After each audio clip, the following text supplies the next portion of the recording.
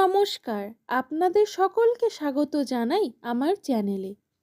আজকের আমাদের কবিতা হলো ভবানীপ্রসাদ মজুমদারের লেখা খোকার বুদ্ধি।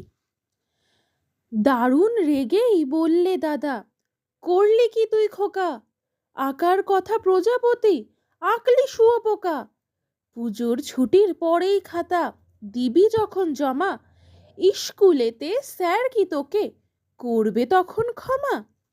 রং তুলি সব সরিয়ে রেখে বললে হেসেই খোকা, আমায় তুমি মিছেই দাদা ভাবছো নেহাত বোকা।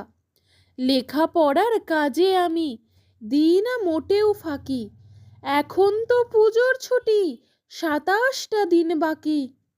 ততদিনেও এটা কি আর থাকবে শুঁয়োপোকা?